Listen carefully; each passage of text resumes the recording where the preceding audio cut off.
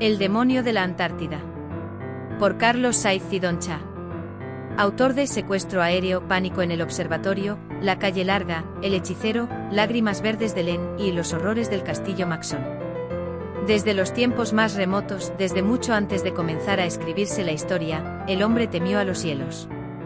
Los hielos que una y otra vez, en el transcurso de las eras, se alzaron desde sus refugios boreal y austral para lanzarse a la conquista del mundo, arrasando con cuanta vida orgánica hallaron a su paso, sin exceptuar la del mismo hombre, el titulado rey de la creación.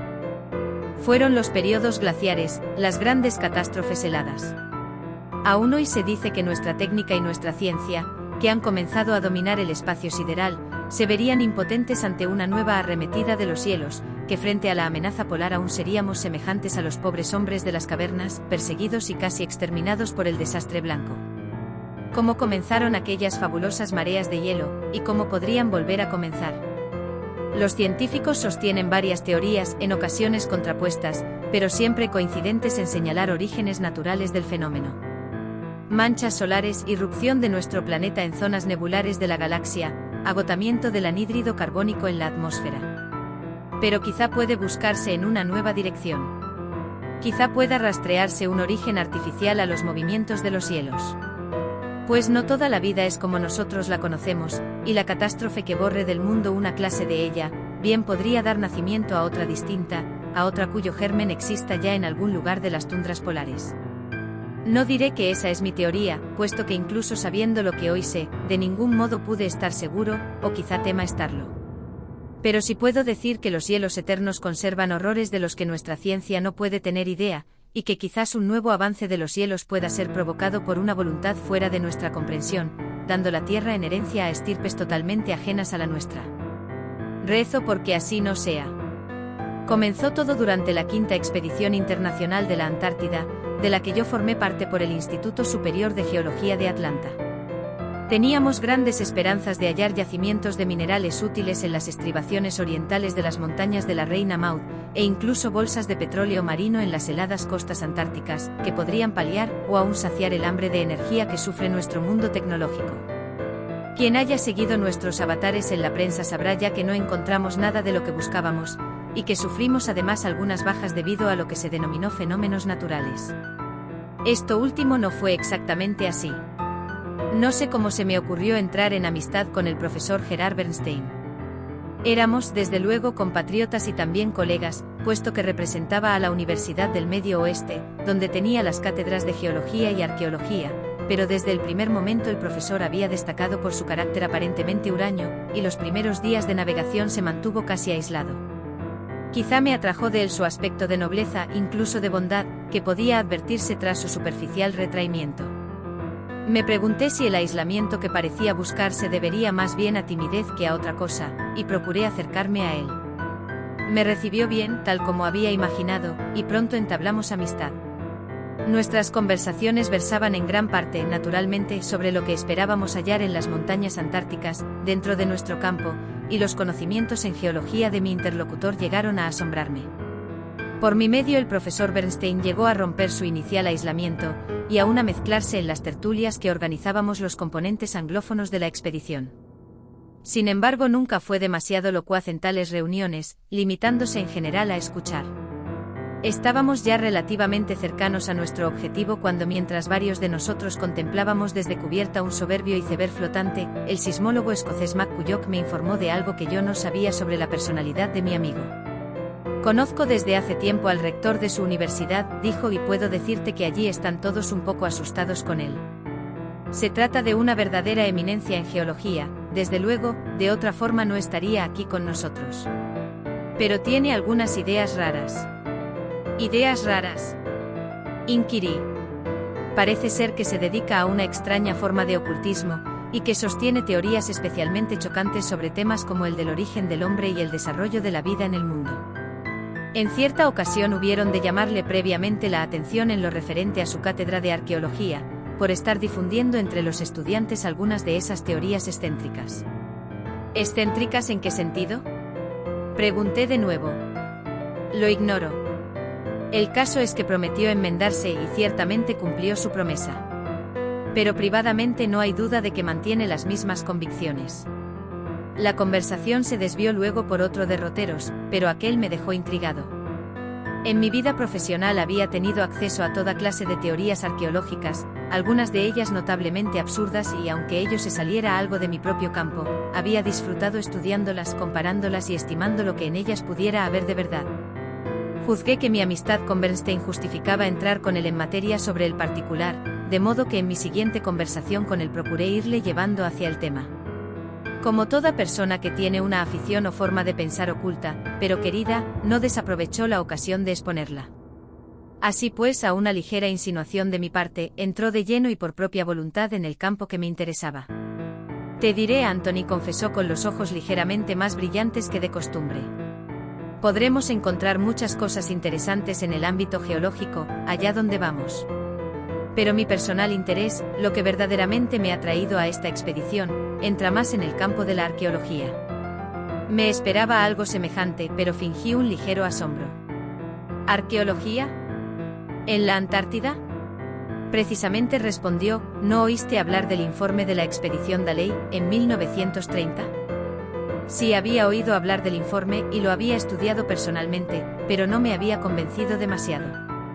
Tengo entendido que hablaban de unas antiguas ruinas, en los picos montañosos al sur de la tierra de la reina Mary.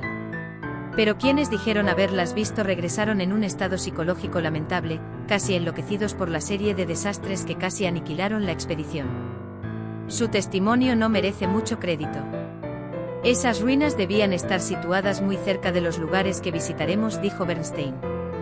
Lamentablemente los terremotos que siguieron a la erupción del Erebus en 1942 borraron toda muestra de lo que pudiera haber allí bajo toneladas de rocas y hielo.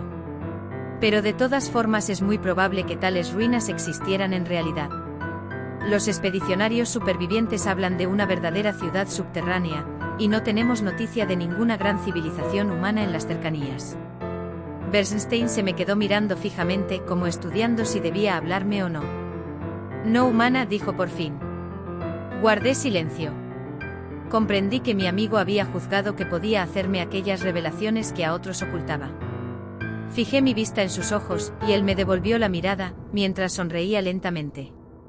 No se publicó todo lo que los expedicionarios de 1930 revelaron, continuó el profesor. Quizás se pensó que resultaba demasiado fantástico para incluirlo en un informe oficial. Pero todos ellos estaban de acuerdo en que la raza que edificó aquellas estructuras no era humana. Tragué saliva. ¿Quieres decir? Empecé, ¿quieres decir, algo procedente del espacio? Posiblemente, respondió él. La fantasía humana ha pensado siempre de modo antropocéntrico. Hemos creído que si alguna forma de vida habitaba otros mundos, debería ser semejante a la nuestra. Hemos pensado en naves interplanetarias, en ejércitos de seres extraños provistos de armas mortíferas, en reinos o imperios tiránicos.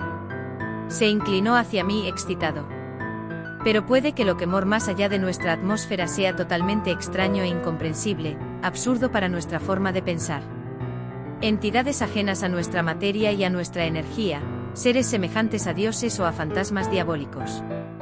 Existe un libro. Se interrumpió como si temiera haber dicho demasiado. Pero aquellas palabras habían despertado una luz en mi mente. ¿Hablas del Necronomicon? Le pregunté. Retrocedió él ante el temido nombre, mientras que su rostro indicaba la sorpresa. ¿Lo conoces? ¿Es posible que lo conozcas? Casi gritó. Creía que tan solo unas cuantas personas en el mundo. Sonreí ante su reacción. Pues tienes ante ti a una de esas personas, dije. Pude consultar en cierta ocasión los fragmentos que se conservan en la Biblioteca Harrison, de Boston, y me interesaron tanto que viajé a Providence para intentar estudiar el ejemplar completo que tienen en el museo, junto con la traducción parcial de Barnabás Percival. Me costó trabajo, pero conseguí tener acceso a ellos. Sí. Preguntó Bernstein, ¿y qué impresión sacaste de ese volumen? Vacilé. No pude decidirme a expresar la sensación de desolado horror que me atenazó al internarme en aquellas páginas prohibidas. Me considero un científico, dije. Lo que pude entender del libro me pareció increíble, pero estoy dispuesto a aceptarlo si alguien me aporta pruebas de su veracidad. Los ojos del profesor brillaron. ¿Pruebas? Casi gritó. Quizá dentro de muy poco pueda proporcionarte las pruebas que pides. Anthony, en esta expedición podemos hacer descubrimientos que harán olvidar cualquier posible hallazgo geológico, aun en el caso de que encontráramos minas de metales preciosos o yacimientos petrolíferos capaces de enriquecer a todas las naciones de la Tierra. Pero deberemos hacer acopio de valor, de mucho valor. Hizo una pausa y luego su voz descendió hasta convertirse en algo apenas por encima de un susurro. Yo también pensé que el Necronomicon era un mero ciclo legendario, sin relación ninguna con la realidad. Pero dudé y, como tú acabas de decir, también intenté buscar pruebas. Viajé a Egipto y practiqué excavaciones en los alrededores de la vieja Memphis. Buceé en el pasado de aquel país milenario, buscando los orígenes de su cultura, el comienzo de la más vieja de las civilizaciones humanas. Menes, que unificar el Alto y el Bajo Egipto, fundando la primera de las dinastías. Y llegué hasta una sombra de terror total. Algo innombrable, terrorífico, el principio de todos los horrores del libro de los muertos, el progenitor de los panteones monstruosos de dioses semejantes a bestias. Nyarlathotep, el caos reptante. Nyarlathotep, repetí el nombre temible, el mensajero sin rostro que menciona el Necronomicon.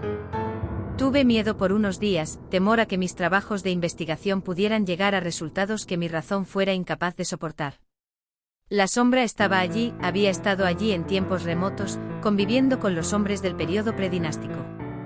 Y luego se había desvanecido de alguna forma, había sido apartado, encadenado quizá, muerto hasta el punto que esas entidades pueden morir. Y entonces alguien entró en contacto conmigo. Un viejo egipcio que se decía descendiente puro de la antigua raza, la que construyó las pirámides.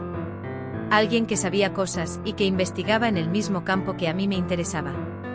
Me habló de las cuevas del desierto del Sinaí, y de lo que se podía encontrar en ellas. La zona estaba en manos de Israel por aquel entonces, y me costó mucho trabajo lograr permiso para explorarla. El egipcio no pudo acompañarme por esa circunstancia, aunque me proporcionó la situación, contra la promesa de compartir con él el conocimiento que hallara. Desenterré una colección entera de tablillas de piedra grabadas. Se trataba de la edición más antigua del Necronomicon, mejor dicho de una copia del genuino Al-Azif de Abdul al-Azred, grabado por una secta de eremitas adoradores del diablo mucho antes de que Piletas lo tradujera al griego y le diera el nombre por el que hoy es conocido y temido. No pude extraerlo completo, pues un mes después de hacer los primeros hallazgos estallaba la guerra del Yom Kippur entre Egipto e Israel, y la región se convirtió en un infierno del que debí huir a toda prisa. Pero había conseguido, entre otros fragmentos, ese capítulo entero que en la traducción griega se denomina Libro de las Invocaciones. Y al cotejarlo con la versión que ya poseía, encontré algo extraño. Rápidamente, casi con movimientos espasmódicos, Bernstein buscó en una de sus maletas, situada en el fondo del armario de su camarote. Extrajo una serie de papeles que puso ante mí. Escucha esto, Anthony. Es un fragmento que está ausente de todas las traducciones posteriores, como si algo o alguien lo hubiera borrado de allí. Ia Yik-Kantrok, fuego helado del sur, el mutador de cuerpos y cambiador de almas. Tú que moras en los círculos últimos del mediodía, y te reflejas en los cielos eternos, responde a nuestra invocación, muéstrate para terror de los hombres, tú, el inmutable. As-Sagai tus As-Sagai. Satagai RRMMM Sagai. Ia Yik-Kantrok. Aar. Astonei Esis As-Sagai. Ia Yik-Kantrok. Me estremecí violentamente.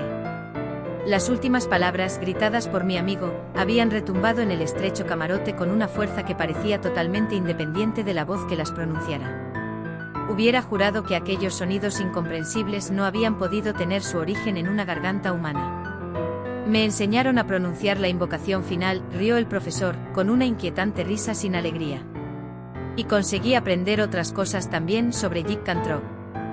Yik-Kantrok, modulé con cuidado.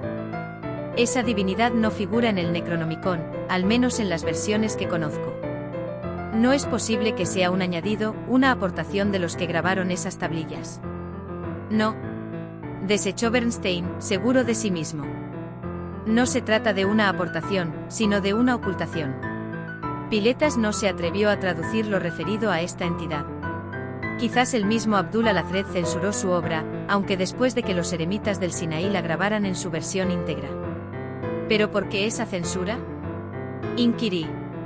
Todas las entidades divinas del Necronomicon son terroríficas, incluso más allá de la comprensión humana. ¿Por qué ocultar esa, y no las otras? Bernstein fijó sus ojos en los míos y casi me espantó con su mirada. Presentí que se acercaba una nueva revelación. Creo saberlo, me dijo. Recuerda lo que dice el libro de Alazred sobre el gran combate. Como los dioses arquetípicos, los incomprensibles soberanos del universo, abatieron el orgullo y la maldad de los primordiales, de los grandes antiguos que infestaban la tierra antes del nacimiento de la raza humana. Todos fueron vencidos y aprisionados en distintas mazmorras cósmicas. Azathoth, el principal de todos ellos, hundido en el caos central, quizás en el núcleo de nuestra galaxia. Astur, el inefable, proscrito a los mundos irracionales de las Híades. Subnigurat, la cabra negra de los bosques, sepultada en el corazón de la luna montaña, allá en la tierra de Len. Cthulhu, dormido en las profundidades de los océanos. Nyarlathotep. Nyarlathotep. Hizo una pausa, atemorizado. Nyarlathotep fue el que más tiempo sobrevivió en libertad, hasta el punto de convivir con la humanidad y aterrorizar a nuestros ancestros. Pero finalmente fue también sometido, y 1000 mitos narran su derrota. No me atrevía a seguir sus huellas hasta el fin, pero temo que si alguien excavara profundamente en los cimientos de la pirámide escalonada de Saqqara saldrían a la luz cosas que mejor estarían ocultas. Todos los grandes antiguos están encadenados. Sus servidores aún mantienen poderes emanantes de su esencia, algunos de sus principales acólitos pueden ser invocados en determinadas épocas señaladas por ciertas configuraciones astrales, incluso se dice que los propios dioses pueden hacerse presentes, en persona o emanación, aunque por muy escaso tiempo. Pero están encadenados, en espera del lejano día en que su reino vuelva sobre nuestro mundo, si es que tal fecha llega. Todos están encadenados. Hizo una pausa y su voz descendió, temerosa. Excepto Jig Cantrog. Sentí un escalofrío recorrerme toda la espina dorsal. Eso es lo que espantó al propio Alazred, el azul, el árabe loco de Yemen. Jig Cantrog sobrevivió al acoso de los arquetípicos, y vive sobre nuestro mundo con todo su poder intacto. Vive, permanece, y yo sé dónde encontrarlo. Retrocedí inconteniblemente. Una extraña luz parecía emanar del rostro de mi amigo. Estudié a fondo los informes de la expedición Daley, continuó. En especial lo que decían acerca de los bajorrelieves de aquella ciudad antártica sin nombre. De cómo sus habitantes prehumanos temían algo situado en las grandes montañas al sur de donde se hallaban, de cómo ni siquiera se atrevían a expresar en dibujos aquella amenaza y sus efectos, ellos, que habían combatido victoriosamente con la misma progenie de Cthulhu. Está allí. En algún lugar en las estribaciones de la cordillera de la Reina Maud, precisamente hacia donde nos dirigimos. Quizás hiberna como una criatura polar, pero permanece alerta, libre, inconcebiblemente poderoso. Los mismos arquetípicos fueron impotentes contra él. Y yo puedo hallarle, puedo enfrentarme con un dios. Enfrentarte con eso. Protesté. En aquel momento creía por entero todas las revelaciones del profesor, y ello me espantaba más allá de lo imaginable. Es la oportunidad suprema, murmuró. Ver una criatura de naturaleza divina, descubrir los secretos de las épocas primigenias, el origen del universo, quizá. Conozco métodos para rastrearle, para descubrir su guarida o su mansión helada. Y creo saber cómo comunicaré con el ser. Es la culminación de toda una vida de investigaciones, el éxito de mis teorías. De nuevo clavó sus ojos en mí, y una vez más la intensidad de su mirada me aterró. ¿Te unirás a mí?, preguntó suavemente. ¿Serás mi compañero en esta gran aventura? Todo su anterior reserva temerosa parecía haber desaparecido. Ahora aparecía ávido, excitado. Y parte de su avidez y excitación parecieron transmitirse a mi mente, luchando con el terror que su invitación me causaba. Era cierto. Podía, si las teorías de mi amigo eran ciertas, y los antiguos libros terribles no mentían, lograr el sueño de generaciones de hombres, enfrentarme con un dios. Cruzar el umbral prohibido y atisbar en los espacios abiertos más allá. No lo sé, vacilé aún. No lo sé. Quizá. 2 días después avizoramos las heladas costas de la tierra del rey Eduardo. Los científicos de la base permanente de Pequeña América enviaron un helicóptero para darnos la bienvenida, y el ajetreo de desembarco dominó todas nuestras actividades. Fueron días de trabajo, de compañerismo y de alegría. Casi llegué a olvidar las elucubraciones de profesor Bernstein, e incluso a dudar de su veracidad, cosa que en el momento había distado mucho de hacer. Pues las máquinas rugían, las sirenas aullaban, y los helicópteros surcaban el cielo antártico, dominando los hielos. Todo pensamiento de entidades sobrenaturales y de misterios ocultos semejaba muy lejano, e incluso absurdo. Pensé, sin embargo, por unos momentos en la expedición Dalley de 1930, pero fue para compararla con la nuestra. Cuánto se había progresado desde entonces. Ya no eran precisos los trineos tirados por perros, de tan bella estampa. Gigantescos helicópteros Kamov fueron desembarcados y dispuestos, y en el día siguiente nos llevaron sobre las heladas extensiones iluminadas por el sol semestral hasta aterrizar con nosotros en la que habría de ser nuestra base permanente. Los desplazamientos menores se harían en tractores oruga climatizados, o en rápidos trineos de hélice. Pude ver los titánicos contrafuertes de la cordillera de la Reina Maud, la cadena montañosa que Bernstein me describiera como morada de horrores más antiguos que la humanidad. Nada parecía indicarlo, las laderas cubiertas de carámbanos centelleaban cuando los rayos solares rompían las capas de nubes, y el formidable pico Nansen, de 4000 metros de altura, parecía un gigante benévolo entre las blancas formaciones nubosas. No tardaron en retumbar las laderas con el trueno de los explosivos, al iniciarse nuestra búsqueda de minerales. Provocábamos avalanchas artificiales de roca y hielo, y estudiábamos en nuestros sismógrafos hasta el menor de los latidos de la naturaleza golpeada. Escalábamos los abruptos peñascales cubiertos de nieve perpetua para perforar su estructura con nuestros taladros. Trabajábamos e investigábamos sin pausa ni descanso. El mismo profesor Gerard Bernstein parecía enteramente dedicado a la labor geológica. No volvió a hablarme en aquellos días activos de sus otras investigaciones cuyo relato tanto me había impresionado allá en su camarote, cuando aún navegábamos en pleno mar de Ross. Sin embargo, de vez en cuando nuestras miradas se encontraban, y podía notar un atisbo de la anterior energía, un leve choque que recordaba la existencia de un secreto entre nosotros. Pero nada más.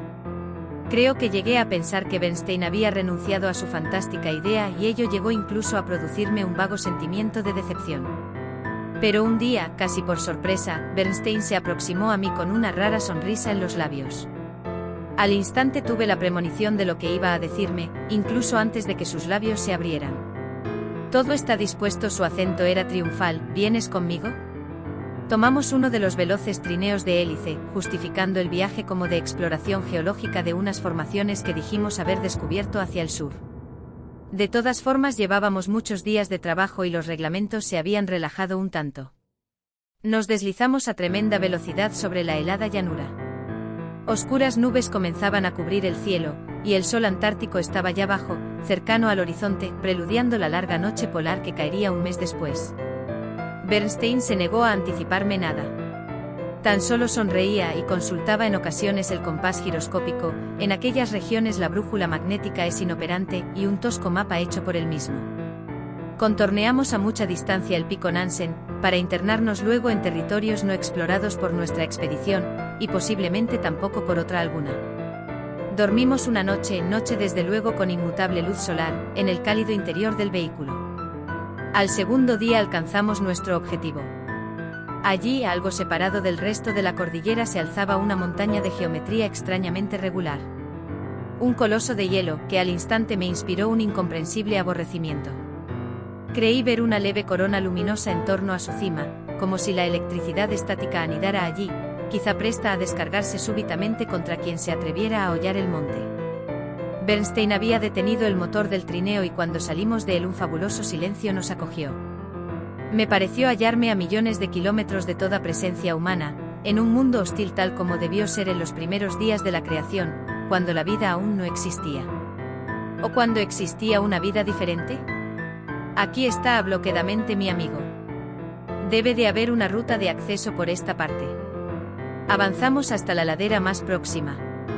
Cada paso me costaba un gran esfuerzo, como si algo dentro de mí se opusiera a aquella aproximación, como si algún sentido oculto luchara por advertirme de que marchaba hacia la perdición. Pero el profesor no parecía ser afectado por ningún fenómeno similar. Por el contrario, creía advertir en su paso y en la misma forma de su cuerpo una terrible avidez, un ansia como la del drogadicto que se acerca a un depósito de su estupefaciente, o quizá la del amante que ronda a su amada. Aquella idea aumentó mi intranquilidad. Mira, exclamó, estaba seguro. Pude ver allí, en los comienzos de la ladera, algo que me asombró profundamente. Lo que parecía ser la boca de una caverna había sido cubierta por una capa de hielo transparente, casi como un cristal cubriendo una ventana. A través de aquel vidrio helado podía verse perfectamente la negrura de la roca, y los comienzos de aquel conducto semejante a un túnel, que parecía fundirse en las profundidades de la tierra. Bernstein había traído consigo uno de nuestros poderosos taladros neumáticos. Lo puso en funcionamiento contra la capa de hielo, y el atroz golpeteo atronó como una blasfemia el majestuoso silencio polar. El hielo saltó en 1000 menudos fragmentos, haciendo nacer por un instante todos los colores del arco iris a nuestro alrededor. ¿Qué fue lo que brotó de aquella aborrecible abertura? Ciertamente nada tangible, ni visible, ni detectable para cualquiera de nuestros sentidos normales. Pero de pronto me encontré de rodillas sobre el hielo y la nieve, presa del más espantoso de los horrores, temblando como una criatura, con los ojos herméticamente cerrados. Fue un espantoso instante tan solo. Luego me rehicé hasta el punto de abrir los ojos e incluso fijarlos en la negra boca que se abría ante nosotros. Pero comprendí que de ninguna forma podría entrar allí. Bernstein también debía haber sentido aquella sensación antinatural, aunque no cayó a tierra, más fuerte sin duda que yo. Simplemente vi sus labios apretados, y sus manos que oprimían con furia el taladro, bajo sus gruesos guantes contra el frío. Me miró con una extraña expresión. ¿Y bien?, preguntó. Meneé lentamente la cabeza. Yo no entraré, dije. Bernstein me tocó el hombro con su mano derecha. ¿Te vas a echar ahora atrás? Sí. No me insultó ni se burló de mí. También él había sufrido el choque y era capaz de comprenderme, bien que era su propia ansia superaba en su caso todo temor o prevención. Pero él también debió luchar contra el aviso de sus instintos. Vi cómo sus dientes se ponían al descubierto en una mueca de ferocidad, como un animal salvaje que responde a un desafío. Muy bien, murmuró. Entraré yo solo. Espérame aquí. No penetró inmediatamente en la caverna, sino que fue hasta el trineo y regresó. Con una poderosa lámpara autónoma, que ciertamente le haría falta en aquellas profundidades en las que pretendía entrar. Me dirigió una última mirada interrogativa, sin palabras, y yo sentí el primer embate de la vergüenza, pero no pude decidirme a seguirle. Se encogió de hombro y penetró en el oscuro túnel. Durante unos instantes pude ver aún la luz de su lámpara, haciéndose más y más lejana y tenue. Luego la caverna fue de nuevo negra. También fuera de ella la luz iba decreciendo, al amontonarse las formaciones nubosas. Se avecinaba una tormenta. Quise desechar la idea de que la tempestad que amenazaba tuviera alguna relación con lo que nosotros estábamos haciendo. Absurdo, naturalmente, aunque no había mi amigo hablado de un dios. No puedo recordar ahora lo que ocurrió dentro de mí. De pronto me vi sumergido por un nuevo temor, no por mí en esta ocasión, sino por mi compañero y amigo, a quien por cobardía había dejado internarse solo en aquellas profundidades desconocidas y amenazadoras. La caverna aún me inspiraba miedo, pero comprendí que no podría abstenerme de desafiarla, que no podría llamarme a mí mismo hombre si no me reunía con el profesor, para encarar los dos juntos cualquier cosa que allí dentro hubiera.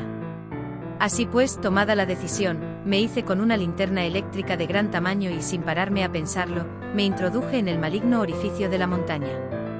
El túnel se hundía bajo la tierra en una suave pendiente.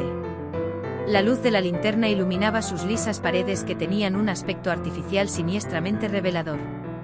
No quise pensar en los seres que en tiempos remotos pudieran haber construido aquel acceso al interior de la montaña.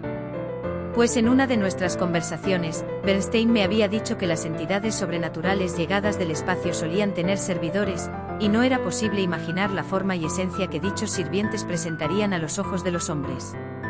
Avanzaba lo más rápidamente que podía, intentando alcanzar a mi amigo.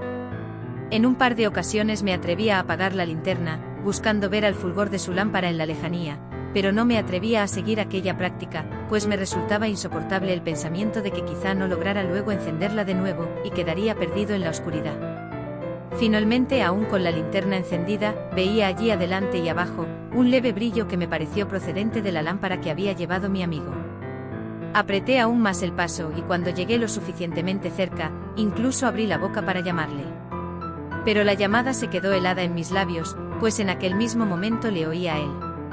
Salmodiaba las mismas palabras ininteligibles que le había oído en el camarote del buque, la invocación al dios helado, y si en aquella ocasión sus sonidos me había ya sobresaltado, no puedo describir la impresión que ahora me causó, encerrado en aquel estrecho túnel dotado de por sí de un perverso efluvio que erizaba todos los nervios de mi cuerpo. Las palabras arcaicas e incomprensibles y, más aún, la resonancia de las mismas en mil ecos blasfemos, tuvieron la virtud de dejarme mudo e inmóvil, paralizado en medio de túnel, con la linterna desesperadamente apretada en mi mano como en protección contra algún inimaginable asalto. As-Sagai tus As-Sagai. Satagai RRMMM Sagai. Ia Jikkantrok. Aar. Astonei Esis As-Sagai. Ia Jikkantrok. Hubo una leve pausa, y luego mi amigo gritó. No fue ningún alarido terrorífico, ni de dolor. Simplemente un leve gañido como de sorpresa, que se cortó bruscamente.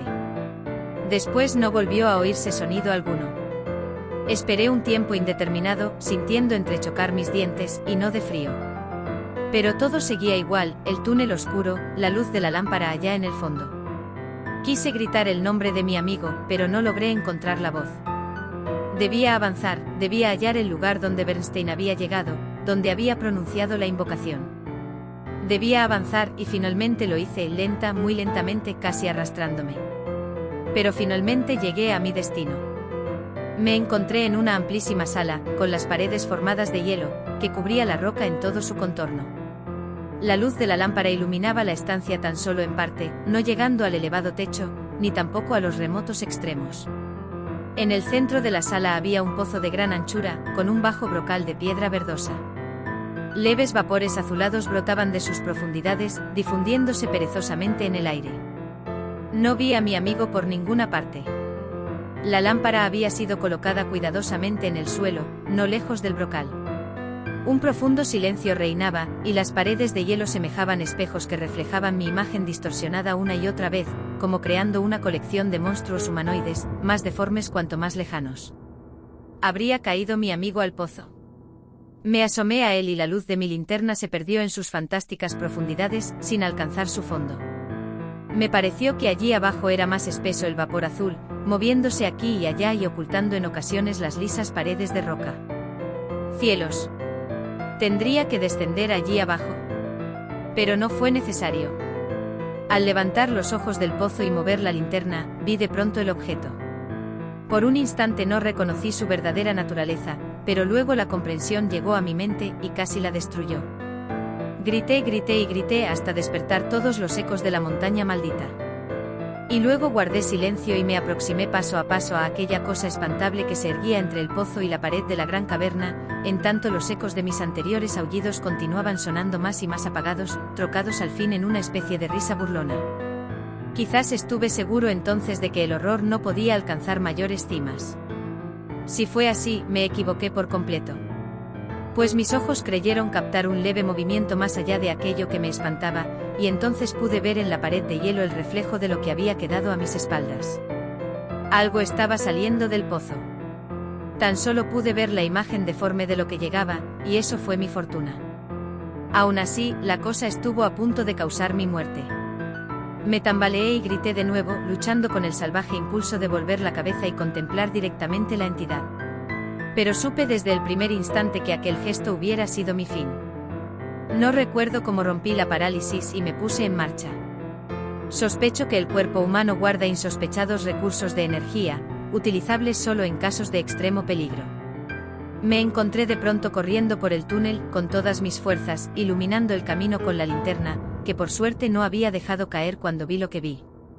Un espantoso ruido me acompañaba en la carrera, pero pasó algún tiempo antes de que lo reconociera como proveniente de mi garganta. Aún me persigue el recuerdo de aquella huida en mis pesadillas nocturnas. Correr, correr sin cesar, con la mente a un paso de la locura, en un túnel siniestro que a veces me parecía el interior de un gigantesco tubo digestivo que intentara devorarme y asimilarme. Correr pensando en que quizá fuera perseguido, que quizá fuera alcanzado en el interior de la tierra. Pero no ocurrió nada de eso, y salí fuera del túnel como un proyectil disparado por un cañón. Algo me golpeó con 1000 manos, y un terrible trueno estalló en mis oídos.